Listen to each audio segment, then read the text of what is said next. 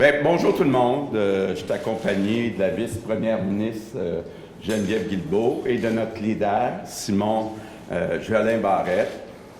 C'est l'heure du premier bilan de la première session complète de notre nouveau gouvernement. Et quand je pense à ce qu'on a fait dans les derniers mois, si j'essaie de le résumer, il y a un mot pour moi qui résume ce qu'on a réussi à faire, c'est la fierté. La fierté, oui.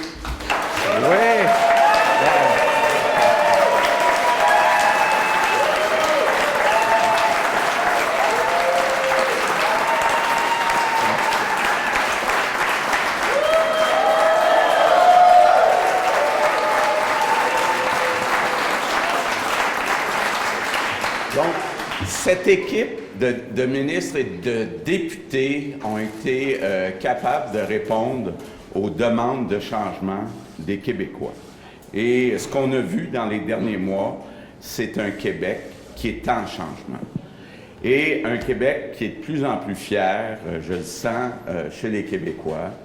D'abord, en éducation, on a un ministre de l'Éducation qui est en train de mettre en place un plan pour rénover nos écoles, pour construire des écoles, pour avoir des belles écoles, pour qu'à l'intérieur de ces écoles, on donne des services avec plus de professionnels, qu'on commence plus tôt avec la maternelle 4 ans, puis avec Lionel Carman, qu'on dépiste très tôt les enfants qui ont des difficultés d'apprentissage, qu'on commence très tôt à donner des services, parce que c'est la seule façon qu'on peut s'assurer que chaque enfant ait la chance d'aller au bout de son potentiel. Puis ça, c'est ce qui me rend le plus fier dans ce qu'on a fait au cours des derniers mois, puis dans ce qu'on va faire au cours des 3 prochaines années. En santé, les Québécois sont en train de découvrir Danielle McCann, une force tranquille.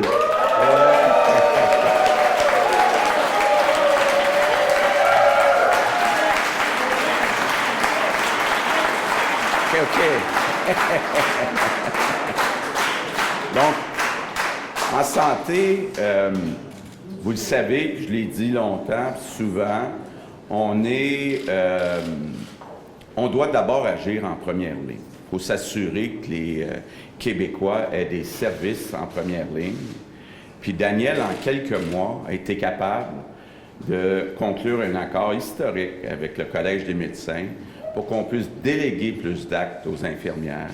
Elle le fait aussi avec les pharmaciens. Puis elle est en train de travailler pour qu'on s'assure d'avoir une nouvelle entente, un nouveau mode de rémunération avec les médecins de famille pour que quand les Québécois ont un problème qui n'est pas trop grave, au lieu d'aller à l'urgence, qu'ils aient accès 7 jours sur 7, les soirs de semaine, à un GMF, que ce soit dans une clinique privée ou dans un CLSC. Donc, on va y arriver. Ça me rend aussi très fier. Il y a aussi Marguerite Blais qui est en train de redonner aux aînés de la dignité, de la fierté et beaucoup d'espoir que les choses vont s'améliorer pour chacun des aînés. Évidemment, on a eu une session où on a déposé un budget. Et on avait promis de remettre de l'argent dans le portefeuille des Québécois de 3 façons. On avait promis d'abolir la taxe famille, de revenir à un tarif de garde unique. On avait promis d'augmenter de façon importante les allocations familiales pour le 2e et le 3e enfant. Puis on avait promis de réduire les taxes scolaires. On a respecté nos 3 promesses. Puis ça n'a pas été en contradiction avec l'importance de bien financer nos services. Donc ça aussi, je suis très fier. Évidemment, notre autre grande priorité, certains vont dire, mon dada, créer de la richesse. Je le répète, créer de la richesse, ce n'est pas une fin en soi, mais c'est la seule façon de se donner les moyens de nos ambitions. Puis on a des gens qui sont très ambitieux à la CAQ. Donc, Pierre Fitzgibbon a commencé à revoir tout le fonctionnement d'Investissement Québec. Et puis, écoutez, il est en train de se passer quelque chose d'extraordinaire dans le monde des affaires. J'étais cette semaine à la conférence de Montréal, il y avait 1000 personnes, des gens d'affaires qui, disons-le franchement, étaient habituellement des libéraux, qui là, tout à coup, nous disent c'est extraordinaire, on a un gouvernement économique, et oui, on est ouvert à augmenter nos investissements, en faire plus, à travailler ensemble, à créer de la richesse au Québec. Ça n'a pas de valeur, là. Ça, c'est extraordinaire ce qui se passe actuellement dans le monde des affaires. On a eu aussi, bien sûr, on a retenu une leçon des derniers jours de la campagne et puis de certains jeunes, entre autres, qui sont promenés dans nos rues, l'environnement. Je continue à essayer d'expliquer qu'à court terme, le plus grand gain, la plus grande contribution qu'on pourrait faire, c'est de convaincre des villes comme Boston ou comme New York de remplacer l'énergie polluante par l'hydroélectricité. Je sens que ça avance de ce côté-là.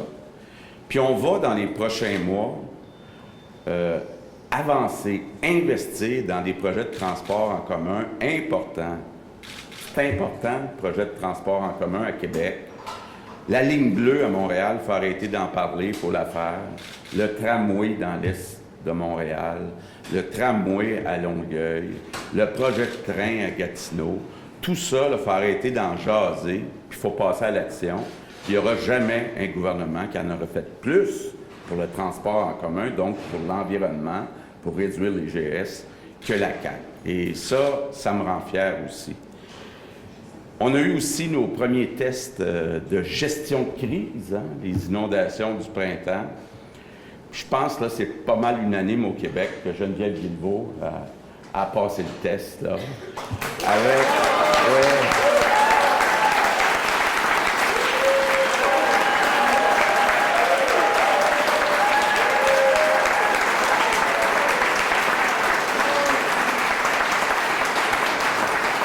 Donc, Geneviève a passé le test haut la main. On a eu aussi la crise, là, suite à l'accident, au destin tragique de la petite fille à Granby.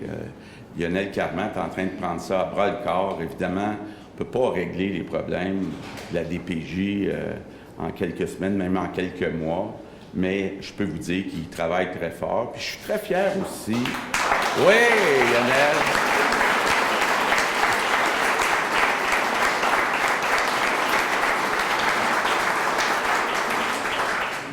Très fier de mon coup d'avoir convaincu Régine Laurent, avec qui, quand j'étais ministre de la Santé, j'ai déjà travaillé parce qu'elle était présidente de la FIC, donc des infirmières, une femme exceptionnelle, Régine, qui donc va présider une commission. Puis on a réussi, ça a l'air de rien, là, mais à créer une commission avec des représentants des 4 partis politiques. Donc c'est quand même tout un accomplissement. D'avoir réussi à faire ça durant la dernière session. Je finis avec mon cher ami Simon. Vous ne pouvez pas vous imaginer le nombre de fois que je me fais arrêter dans la rue au cours des derniers mois par des gens qui me disent « Monsieur Legault, lâchez pas sur la laïcité, lâchez-nous pas! »